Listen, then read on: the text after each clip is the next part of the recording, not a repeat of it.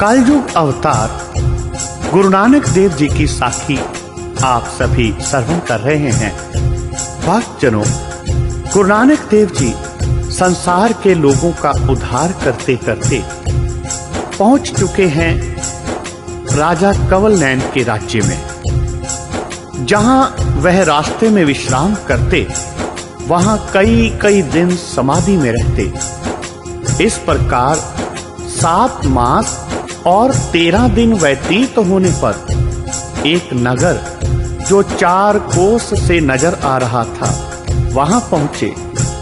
तब मर्दाना बोला, महाराज, आप किसी नगर में भी जाएंगे या इसी प्रकार जंगलों में ही भटकना है? गुरु जी ने हंसकर कहा, क्या भूख लग रही है? मर्दाना बोला, यदि भूख लगेगी तो क्या हमारे आगे किसी ने भोजन रख जाना है? गुरु जी ने कहा, वहां देखो, एक नगर नजर आ रहा है। मर्दाना, जो कुछ तुम्हारी इच्छा होगी वही खाने को प्राप्त होगा। मर्दाना बोला, एक दिन इसी प्रकार प्राण निकल जाएंगे। गुरु जी ने कहा कि यदि प्राण निकल जाएंगे तो हम फिर दोबारा जीवित कर देंगे, भय नहीं करो। भाई मर्दाना बोला, हाँ जी, सच कहते हो, आपको कोई लालच नहीं, विदेह हो। यह हम भी जानते हैं कि आपके साथ हमारे लिए क्या कुछ व्यतीत हो रही है। गुरु जी ने कहा, मर्दाना, ईश्वर के रंग देखता चल। इसी प्रकार गुरु नानक जी बातों में भाई मर्दाना जी को आगे ले गए। जब नगर निकट आया तो गुरु जी ने कहा, हे मर्दाना, जाओ नगर में से अपनी भूख प्यास मिटा लो। मर्दाना कहने लगा, गुरुदेव, मेरे पास तो कोई पैसा नहीं, क्या खाऊं? गुरु जी कहने लगे, हे मर्दाना, हमने सारा नगर तुझे अर्पण किया। जहां इच्छा हो जाओ और खाओ पियो तथा आनंद लो, कोई इनकार नहीं करेगा। यदि कोई चोर चोर कहकर पकड़े तो हमारा नाम लेना, वह तुम्हें छोड़ देगा। मर्दाने ने सोचा कि गुरु जी के प्रत्येक नगर में मित्र हैं, तभी तो इतना हौसला है। अब मर्दाना नगर में गया, देखता है कि सारी पृथ्वी स्वर्ण की है। मर्दाना अचंभे में आ गया। इस कौतक को देखकर ही भूख स्वयं दूर हो गई। मर्दाने ने एक पुरुष को पूछा कि क्या इस नगर का नाम स्वर्णपुर है? उससे यह भी पूछा कि राजा का क्या नाम है? उसने कहा, इस नगर के राजा का नाम कंवल नैन है। इसके अधीन बहुत राजा हैं। मर्दाना बोला, यहाँ की प्रथा और अपना नाम बताने की कृपा करो। तब उसने कहा, मेरा नाम धर्म सिंह है और मर्यादा यह है कि जिससे जिस वस्तु की इच्छा हो वह खा सकता है। यहाँ सभी काम धर्म के अनुसार होते हैं। यह सुनकर मर्दाना बहुत प्रसन्न हुआ और कहने लगा, हे धर्म सिंह, मैं बहुत भूखा हूँ। धर्म सिंह ने कहा, यहाँ किसी वस्तु की मनाही नहीं है। प्रत्येक दुकान से जिस वस्तु की इच्छा हो उठा सकते हो।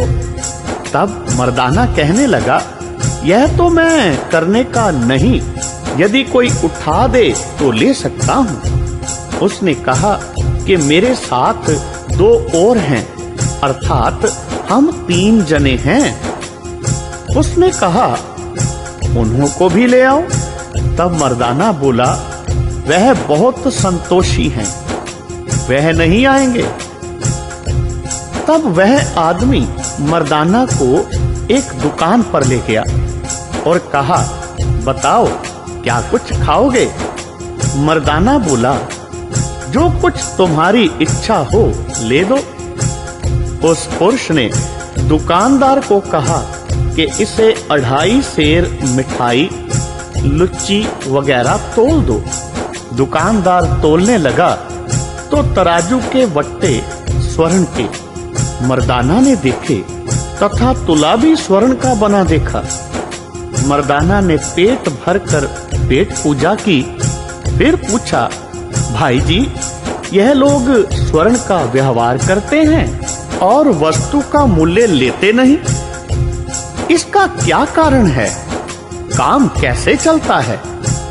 तब वह धर्म सिंह बोला, यह राजा की आज्ञा है और अन्न तो कुदरती पैदा होता है, केवल बनाने पर मेहनत होती है।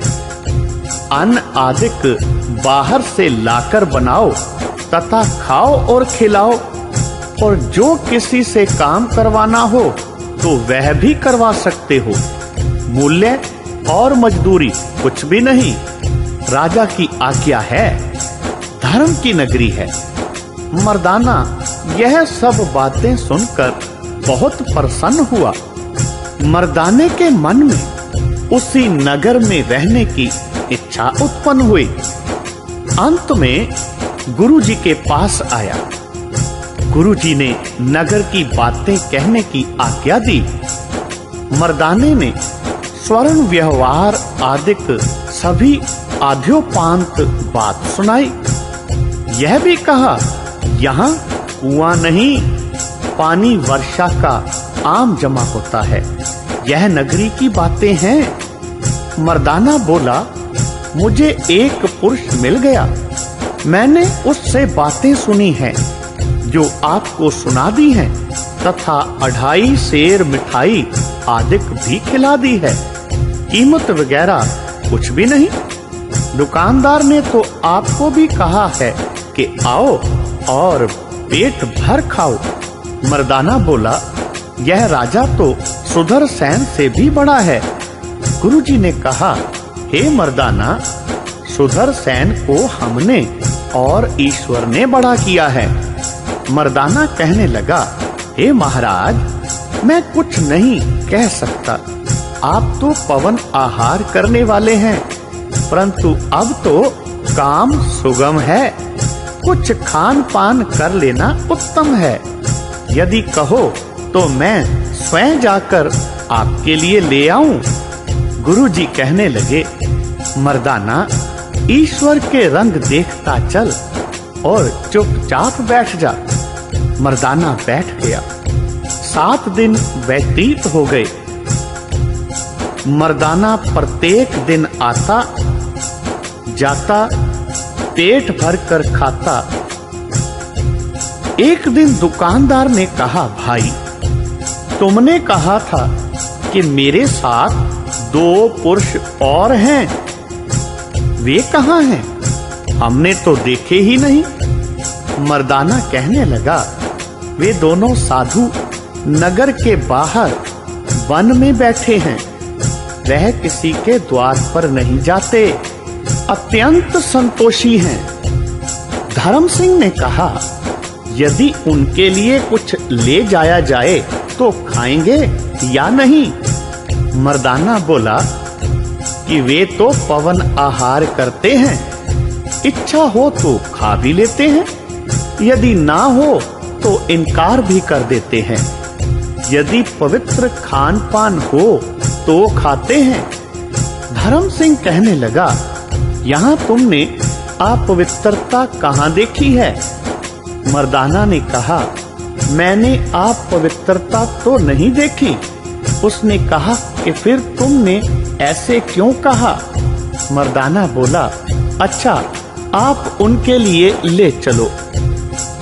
भक्तजनों, तब धर्म सिंह ने 5 सेर वस्तु स्वयं उठाई और 2.5 सेर मर्दाने को खिला दी। उसने कहा, तुम चलो, मैं तुम्हारे पीछे आता हूँ।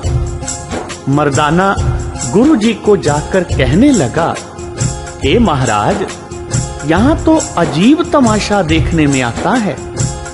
यहाँ कैसे काम चलता है? गुरु जी कहने लगे, धर्म नगरी है, यहाँ पाप नहीं, यहाँ सत्य और संतोष वर्तमान है।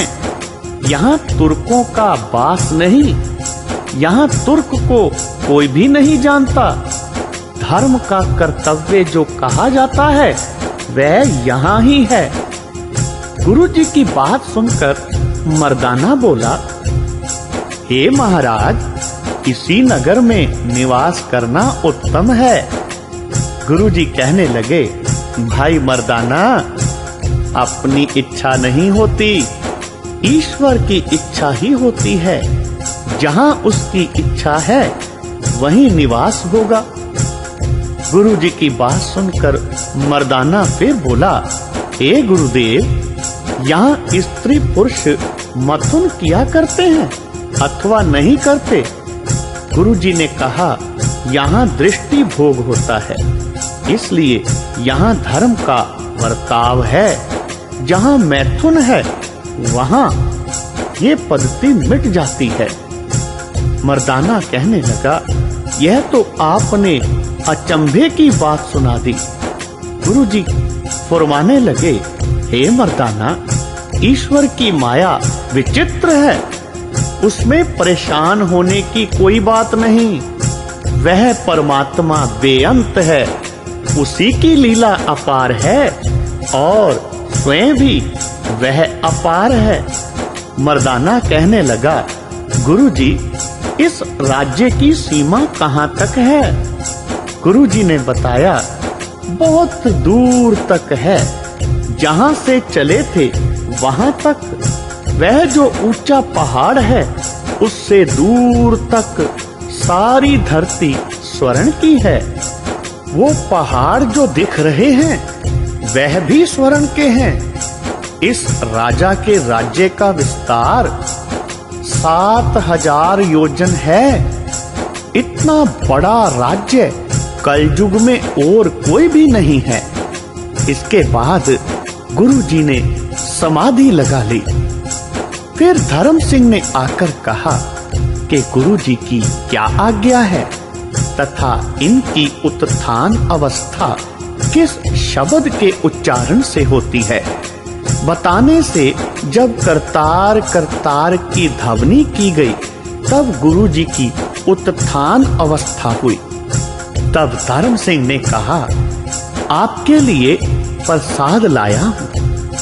गुरु जी कहने लगे, हे सज्जन, आपका नाम क्या है?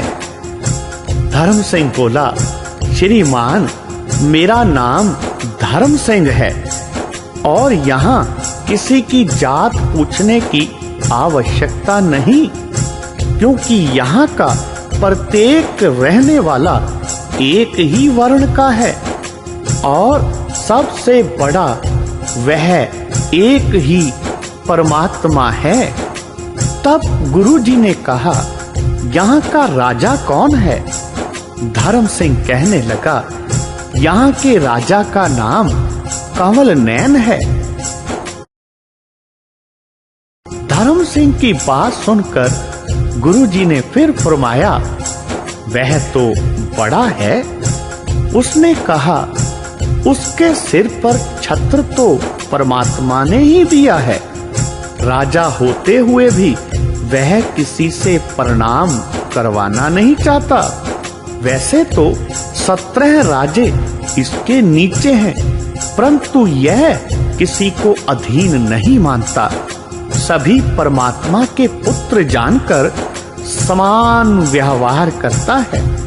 गुरुजी ने मन में सोचा कि हमने तो सुदर्शन को इसके ऊपर किया है।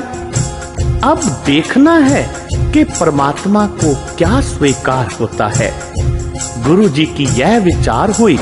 इतने में धर्म सिंह कहने लगा, गुरुजी कृपा करें, आप भोजन कर लें।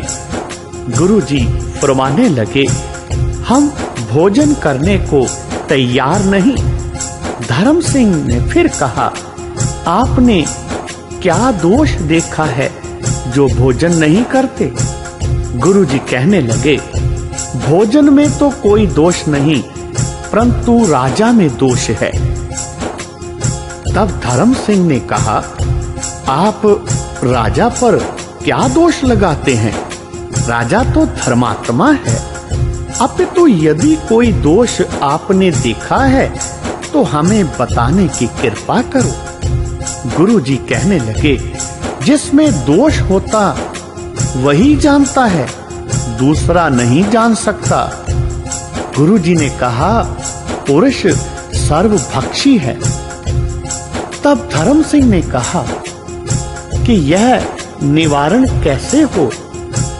गुरुजी कहने लगे, तुम राजा को खबर दोगे और राजा हमसे पूछेगा, तब हम भोजन खाएंगे। गुरुजी ने राजा को दोष लगाया। धर्म सिंह को हैरानी हुई। तब धर्म सिंह ने कहा, राजा जी के पास जाकर, हे राजन, आपके नगर में 3 साधु आए हैं।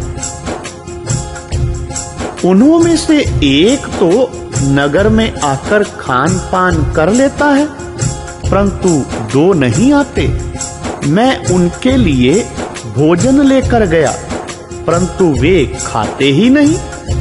हमने कहा, हे संत जनों, धर्मपुरी का पवित्र आहार आप क्यों नहीं खाते तथा दोष लगाते हो? उनमें एक महंत है, उसने कहा कि राजा में दोष है। जब मैंने पूछा तो उस महंत ने कहा, जिसमें दोष होता है वही जानता और वही मानता है। मैं हैरान हूँ। राजा धर्म सिंह की बात सुन के कहने लगा, धर्म सिंह, तुम ही हमारा दोष विचारो। उन्होंने कौन सा दोष लगाया है? धर्म सिंह ने कहा, आप ही चलकर उन्हें पूछो। धर्म सिंह की बात सुनकर राजा कंवल नयन घोड़े पर सवार होकर चला। राजा ने मन में सोचा कि मेरे यहाँ भोजन की तो कमी नहीं, यदि मैं लेकर जाऊं और उन्होंने स्वीकार ना किया तो भी ठीक नहीं। अब मुझे खाली हाथ ही जाना योग्य है। यह कहकर राजा और धर्म सिंह वहां पर पहुंचे जहां श्री गुरु नानक देव जी और बालाजी भाई मर्दाने के साथ विराजमान थे। भाई मर्दाना जी रबाब बजा रहे थे। गुरुजी और भाई बालाजी ईश्वरीय मस्ती में बैठे हुए थे। राजा घोड़े से उतरा। तीनों में से राजा के आने की किसी को भी खबर ना हुई। तब राजा ने धर्म सिंह से पूछा, इनका संबोधन क्या है? हम इन्हें क्या कहकर पुकारें? धर्म सिंह ने कहा, यह पूर्ण संत हैं। राजे ने कहा, मैं कैसे जानूं? तो धर्म सिंह कहने लगा, आप इनको कहो, सत्य करतार, सत्य करतार। अब राजा ने करतार करतार का शब्द कहा। तब श्री गुरु नानक देव जी की उत्थान अवस्था हुई। गुरुजी ने सत्य करतार की ध्वनि की। राजा ने बैठकर कहा, हे महंत जी, आपने हमारा भोजन त्याग कर हमें दोष लगाया है। आप दोष बताओ तथा उस दोष को दूर भी करने की कृपा करो। गुरुजी कहने लगे, हे राजन, तुमको यह दोष लगा है कि तुम कहते हो सभी कुछ परमात्मा के लिए है। ऐसे एक हम भी उसी के लिए हैं। यदि तुम्हें यह निश्चय है तो दूसरे से इनको मनवाना चाहते हो? राजा ने कहा, हम किसी से ईन नहीं मनवाते, ये लोग जो ईन मानते हैं स्वयं मानते हैं, हमारी ओर से अभी कोई आग्रह नहीं। गुरुजी कहने लगे, सुन राजा, हमने तुम सबके ऊपर सुदर्शन को किया है, अन्य राजा उसकी प्रजा है। आपके मन में जो कुछ हो कहो। तब राजा कंवलनयन कहने लगा, यहाँ तो धर्म कुशल है, आपकी आज्ञा शिरोधार्य है, परंतु आप हमारा दोष तो दूर करो।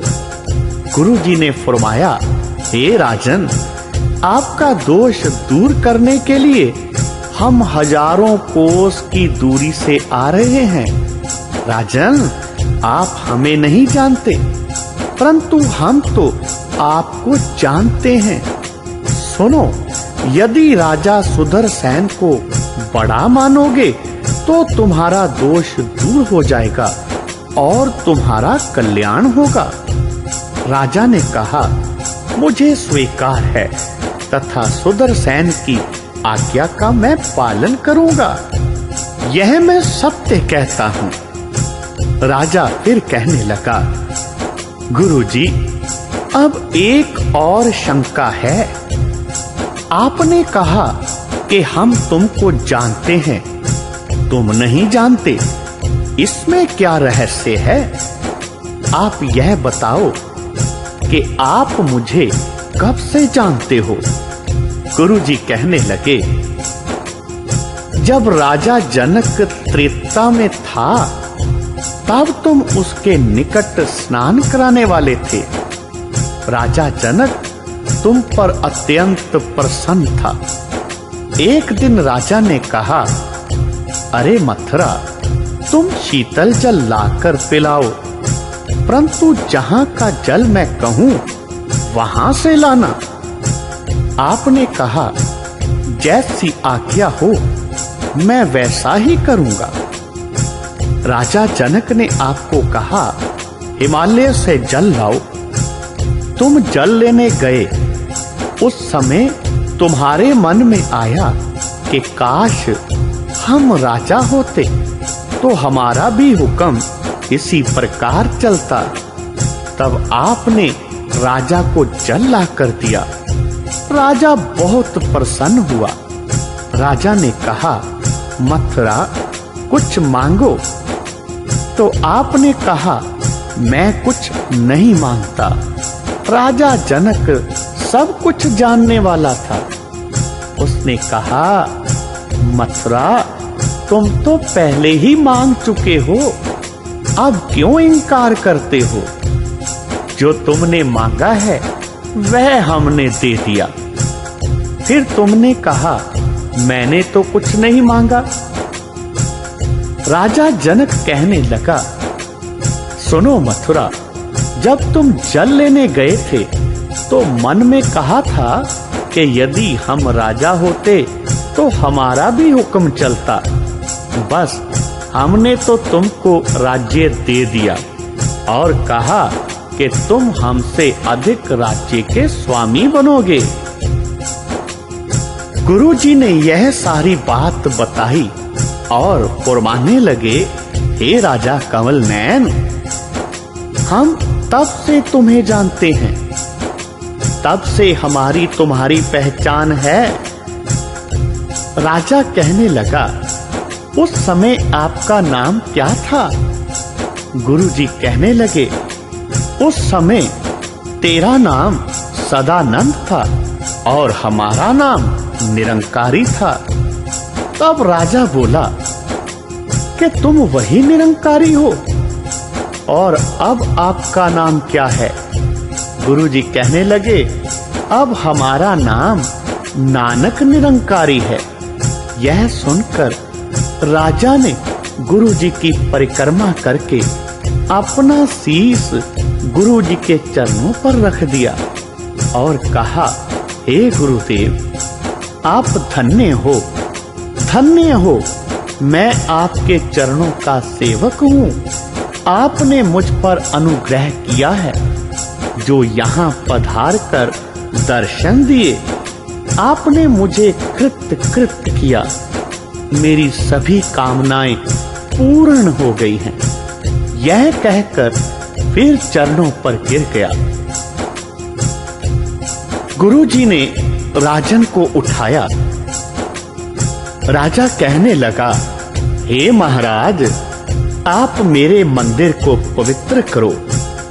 गुरुजी कहने लगे, हे राजन, तुमको मंदिर शोभा देते हैं और हम उद्यान में ही प्रसन्न हैं। तब राजा कहने लगा, यह राज्य आपकी ही देन है। अब आप राज्य करो तथा हम आपकी सेवा करेंगे। गुरुजी कहने लगे, राजन, जैसे तुम राज्य में गलतान हो, वैसे हमारा एक मर्दाना नाम का निरासी है। वह अपनी राग की तान में मस्त है। इस मर्दाने को यह भी सुध नहीं कि कौन यहाँ आया था, क्या हुआ है। राजा कहने लगा, अब आप मेरा दोष दूर करो और मंदिर में चलो। तब गुरुजी ने उसके गृह में जाना स्वीकार कर लिया। फिर गुरुजी भाई बाले और मर्दाने को साथ लेकर राजा के मंदिर में गए। गुरुजी ने सारी नगरी धर्मात्मा देखी। राजा कंवल नयन ने गुरुजी को अपने घर में 15 मास तक रखा। जब गुरुजी ने वहां से प्रस्थान किया, तब राजा ने कहा, हे महाराज, यह राज्य अब आप कृपा करके अपने कर कमलों से ही किसी के सुपुर्द कर दे, उत्तम रहेगा। तथा मैं तो आपके साथ ही चलूंगा। गुरुजी कहने लगे, हे राजन, तुम अपने गृह में रहकर ही राज्य योग कर सकते हो। फिर गुरु नानक देव जी की यात्रा के लिए नगर से बाहर निकले। तब राजा ने गुरुजी की 3 परिक्रमा लेकर चरणों पर अपना सिर रख दिया और प्रार्थना की, हे प्रभु, मैं आपसे भिक्षा चाहता हूँ कि मुझे सदैव आपका ही चिंतन रहे। गुरुजी कहने लगे, राजन, आपका राज्य अरिमुक्त रहे तथा परमात्मा में अटल अचल विश्वास सदैव बना रहे। गुरुजी वहां से सुमेर गिरी की ओर अग्रसर हुए। बोलो जी पाही जी, वाहे गुरु, वाहे गुरु, वाहे गुरु।